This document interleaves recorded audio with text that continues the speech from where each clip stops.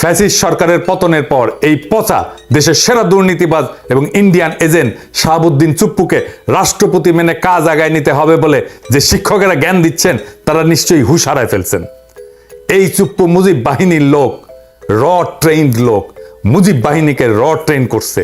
বাংলাদেশের প্রেসিডেন্ট যাদেরকে বানাইছে হাসিনা সব কয়টা র ট্রেন্ড লোক। আব্দুল হামিদও র ট্রেন্ড লোক। এমন দাগী অপরাধীদেরকে রাষ্ট্রীয় গুরুত্বপূর্ণ পদ থেকে লাথি মেরে বের করে দিয়ে এদের বিচারের কাঠগড়ায় দাঁড় করাতে না পারলে এই গণ অভ্যুত্থান, বিপ্লব, শত শত শহীদের আত্মদান, অজস্র মানুষের অঙ্গহানি, অন্ধ হয়ে যাওয়া এবং অপরিসীম দুঃখ কষ্ট বৃথা যেতে বাধ্য হবে। এই বিপ্লবকে আর জন আকাঙ্ক্ষাকে ধারণ করতে পারবে না এই তত্ত্বাবধায়ক সরকার। আমরা চাই এই সরকার সফল হোক, আমাদের সমর্থন থাকবে, কিন্তু আমরা চাই না আওয়ামী লীগের হাতে অস্ত্র তুলে দিতে। আমরা চাই না আওয়ামী লীগ এটা বলুক এই সরকার ব্যর্থ হয়েছে। আমরা চিনি কারা হাসিনার অনুগ্রহ পাইছেন। আমরা জানি বাংলাদেশে ভারতের স্বার্থ কারা রক্ষা করে। আমরা যদি এদের কাউকে শাসন ক্ষমতার ধারে কাছে দেখি, বাঘের মতো ঝাঁপায় পড়বো আর কচ্ছপের মতো কামড়ায় ধরবো। এই লোকগুলো যে শুধু স্বৈরাচারী শেখ হাসিনার প্রতি সহানুভূতিশীল তাই নয়, একই সাথে এরা ইন্ডিয়ার খুবই অনুগত এবং বিশ্বস্ত অনুচর। বাংলাদেশ সেনাবাহিনীর সাথে সার্বক্ষণিক যোগাযোগ রয়েছে। এই বাক্যটি দেশটির পররাষ্ট্রমন্ত্রী জয়শঙ্কর সেই জন্যেই আস্থার সাথে বলতে পেরেছেন। ডিজিএফআই এর মহাপরিচালক মেজর জেনারেল হামিদ একজন খুবই ধূর্ত, নিষ্ঠুর, দুর্নীতিবাজ অফিসার। বিগত 3 সপ্তাহ জুড়ে স্বৈরাচারী শেখ হাসিনা দেশের মানুষের উপরে যে হত্যাকাণ্ড চালিয়েছিল তার অন্যতম পরিকল্পনাকারী, উদ্যোক্তা এবং নির্দেশদাতা ছিলেন এই মেজর জেনারেল হামিদ। পতিত স্বৈরাচারের এত বড় দোসর হয়েও তিনি এখনো দেশের সবচেয়ে প্রভাবশালী গোয়েন্দা বাহিনীর মহাপরিচালক পদে দুর্দান্ত প্রতাপে বহাল থাকেন কিভাবে? যে ডিজিএফআই এর হেফাজত থেকে গুম হয়ে যাওয়া মানুষকে আয়নাঘর থেকে উদ্ধার করা হলো, সেই সংস্থার মহাপরিচালক এখন এই ঘাতক সংস্থা পরিচালনা করেন কোন শক্তিতে, কোন নৈতিকতায়, কোন বলে, কোন বৈধতায়? তার চাকরি থাকে কিভাবে? তিনি মুক্ত থাকেন কি করে? তাকে এখনই অ্যারেস্ট করুন।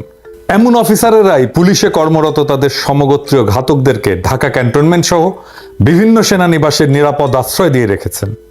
পুলিশের IG Abdullah Al Mamun, commissioner Habib, SB প্রধান মুনির, অ্যাডিশনাল আইজি আতিক, বিপ্লব এই সহ ডজন কুমার কুখ্যাত খুনি গ্রেপ্তার এড়িয়ে আয়েসে ঢাকা ক্যান্টনমেন্টে অবস্থান করছেন। আমার কাছে খবর আছে, গণ অভ্যুত্থান এবং বিপ্লবের প্রারম্ভিক সাফল্যের পর শুরুতেই যে সমস্ত কর্মকর্তাকে চাকরিচ্যুত করে অ্যারেস্ট করার কথা, মেজর জেনারেল হামিদ তাদের মধ্যে অন্যতম। লোকটা সেনাপ্রধানের পূর্ণ আস্থা উপভোগ করে বহাল তবিয়তে ক্ষমতা ধরে রেখেছে। একই সাথে শোনা যাচ্ছে যে গণ অভ্যুত্থানে নেতৃত্বদানকারী ছাত্রদের সাথে অন্তর্বর্তীকালীন সরকারের রূপরেখা এবং কে প্রধান উপদেষ্টা, কারা কারা উপদেষ্টা হবেন সেসব বিষয় নিয়ে সমঝোতার নামে দর কষাকষি এবং নানা ক্রিয়া কৌশল অবলম্বন করছেন এই গোয়েন্দা প্রধান। অতি দ্রুত এই লোকটির বিরুদ্ধে ব্যবস্থা না হলে ডক্টর মোহাম্মদ ইউনূস সহ অন্তর্বর্তীকালীন সরকারের সকল সদস্যই অনিরাপদ থাকবেন। আয়নাঘর কারা বানিয়েছে? ডিজিএফআই তো। সেই আয়নাঘরের বন্দিরা যে একে একে ছাড়া পাচ্ছে সেটা কার কমান্ডে ছিল? ওর ছেলে ইফরাত জাওয়াদ ইউনিভার্সিটি অফ টরন্টোতে পড়ে। 6 হ্যাডন এভিনিউ টরন্টোতে যে বাসা কিনেছে সে, জেনারেল হামিদ টাকা পাঠিয়েছে কিভাবে ওকে জিজ্ঞেস করেন। সব হিসাব আমাদের কাছে আছে, এক এক করে ধরবো। আরো প্রশ্ন আছে। গণ অভ্যুত্থানে নেতৃত্ব দানকারী ছাত্র নেতাদেরকে কেন যেতে হলো কুখ্যাত ব্যবসায়ী হামিম গ্রুপের মালিক একে আজাদের টেলিভিশন চ্যানেল 24-এ? ডক্টর মোহাম্মদ ইউনূসের সাথে কথা বলার জন্য সেখানে যেতে হবে কেন? এই বাটপাড়ের আতিথেয়তা কেন গ্রহণ করতে হবে? কোন কারণে? লোকটা যে খুনি হাসিনার মনোনয়ন এবং অনুগ্রহ নিয়ে তার 15 বছরের ফ্যাসিবাদী শাসনামলে বিজিএমইএ এবং এফবিসিসিআই এর সভাপতিত্ব করেছে, তাই ছাত্র নেতাদেরকে জানানো হয়নি কেন? এই সকল কুখ্যাত ব্যবসায়ীর কারণে যদি খুনি হাসিনার আমলে বাংলাদেশের সমস্ত ট্রেড বডিতে ভোটের মাধ্যমে প্রতিনিধি নির্বাচনের প্রক্রিয়া বন্ধ হয়ে যায়, গণতান্ত্রিক চর্চা বন্ধ হয়ে যায়, ফরিদপুর বাড়ি এই পরিচয় এবং প্রভাবে একে আজাদ সহ আরো কিছু ব্যবসায়ীর সাথে মিলে তাদের স্বৈরতান্ত্রিক কর্তৃত্বের অধীনস্থ করেছিল পুরো দেশের বাণিজ্যিক সংস্থাগুলোকে। রাষ্ট্রীয় মালিকানাধীন ব্যাংক থেকে হাজার হাজার কোটি টাকার ঋণ নিয়ে যারা ডেট সার্ভিস এবং ঋণ পরিশোধ করেনি, কুখ্যাত ব্যবসায়ী একে আজাদ তাদের মধ্যে অন্যতম। হিসাব করে দেখেন। এর উপরে দৈনিক সমকাল, চ্যানেল 24 এই দুইটার মালিক। এই সমকালেই কাজ করত সেই লোক যে বলেছিল যে আপনার নোবেল প্রাইজ পাওয়ার জন্য এখন লবিং করা দরকার। আমরা নাম দিয়েছিলাম সমতেল, মনে আছে? তার মালিকানাধীন ফ্যাক্টরিগুলোতে শ্রমিকদেরকে ন্যায্য মজুরি দেওয়া হয় না, তাদের উপরে দমন পীড়ন চালানো হয় এবং বিভিন্ন গোয়েন্দা সংস্থাকে টাকা দিয়ে শ্রমিক নেতা হত্যার অভিযোগ আছে এর বিরুদ্ধে। দেশের সমস্ত বিরোধী দল যখন গত 7ই জানুয়ারির দামি নির্বাচন বয়কট করে, তখন এই ভদ্র মানুষের বেশধারী দুর্বৃত্ত আওয়ামী লীগের বিদ্রোহী প্রার্থী হিসেবে ফরিদপুর শহর থেকে নির্বাচিত হয়েছিল। তারপরেও একে আজাদের বিজয়ী হতে সাহায্য নিতে হয়েছিল ডিজিএফআই এর বর্তমান মহাপরিচালক মেজর জেনারেল হামিদের। আওয়ামী ফ্যাসিস্ট দুঃশাসনের সাথে ওতপ্রোতভাবে জড়িত এমন সব ব্যবসায়ীদের কাছে আন্দোলনকারী নতুন প্রজন্মকে নিয়ে যেতে হবে কেন? যেখানে আমরা মনে করি 2014, 2018, 2024-এ অনুষ্ঠিত জাতীয় সংসদের সকল নির্বাচন বাতিল করতে হবে এবং এতে জালিয়াতি এবং বল প্রয়োগের মাধ্যমে যারা নির্বাচিত হয়েছিলেন তেমন সকল এমপিকে জেলে পুরতে হবে। এইবার আসেন আরেকজনকে নিয়ে আলাপ করি।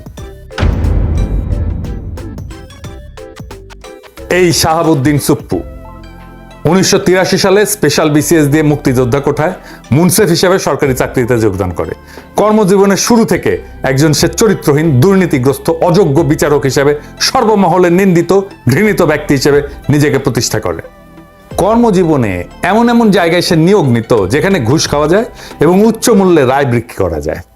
ওই রকম জায়গাগুলোতে বা স্টেশনগুলোতে ট্রান্সফার হয়ে প্রভূত বিত্ত বৈভবের মালিক হয়েছে এই চুপ্পু।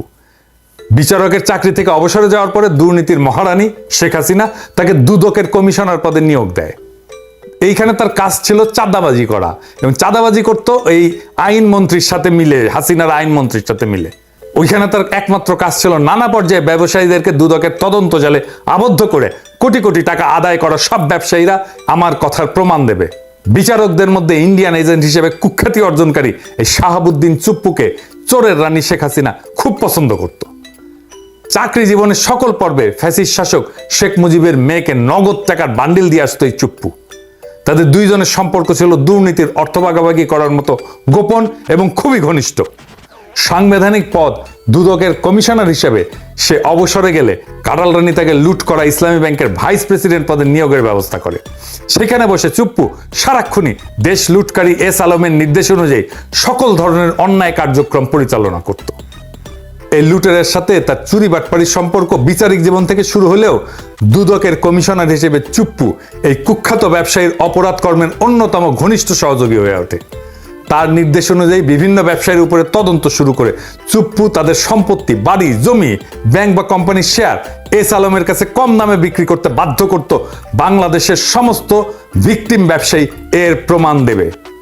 সফলভাবে অজস্র অপকর্ম সম্পন্ন করার পুরস্কার হিসেবে শেখ হাসিনা তার ব্যক্তিগত ব্যবসা বাণিজ্যের অন্যতম সহযোগী এস আলমের পরামর্শে চুপ্পুকে বাংলাদেশের রাষ্ট্রপতির আসনে বসায় দেয়।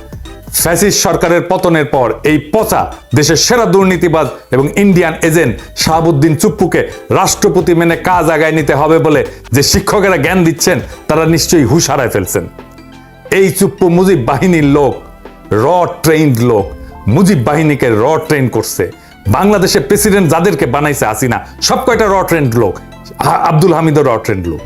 এমন দাগী অপরাধীদেরকে রাষ্ট্রীয় গুরুত্বপূর্ণ পদ থেকে লাথি মেরে বের করে দিয়ে এদের বিচারের কাঠগড়ায় দাঁড় করাতে না পারলে এই গণ অভ্যুত্থান, বিপ্লব, শত শত শহীদের আত্মদান, অজস্র মানুষের অঙ্গহানি, অন্ধ হয়ে যাওয়া এবং অপরিসীম দুঃখ কষ্ট বৃথা যেতে বাধ্য হবে। পতিত সরকারের রাষ্ট্রপতি চুপ্পু, ডিজিএফআই এর মহাপরিচালক খুনি মেজর জেনারেল হামিদ এবং কুখ্যাত ব্যবসায়ী একে আজাদকে অন্তর্বর্তীকালীন সরকার গঠনের সকল প্রক্রিয়া থেকে দূরে সরায় দিতে হবে। তা না করতে পারলে এই তত্ত্বাবধায়ক সরকার ব্যর্থ হবে। এই বিপ্লবকে আর জন আকাঙ্ক্ষাকে ধারণ করতে পারবে না এই তত্ত্বাবধায়ক সরকার। আমরা চাই এই সরকার সফল হোক, আমাদের সমর্থন থাকবে, কিন্তু আমরা চাই না আওয়ামী লীগের হাতে অস্ত্র তুলে দিতে। আমরা চাই না আওয়ামী লীগ এটা বলুক এই সরকার ব্যর্থ হয়েছে। আমরা চিনি কারা হাসিনার অনুগ্রহ পাইছেন। আমরা জানি বাংলাদেশে ভারতের স্বার্থ কারা রক্ষা করে। আমরা যদি এদের কাউকে শাসন ক্ষমতার ধারে কাছে দেখি, বাঘের মতো ঝাঁপায় পড়বো আর কচ্ছপের মতো কামড়ায় ধরবো। ছাড়ন নাই। ইনকিলাব জিন্দাবাদ।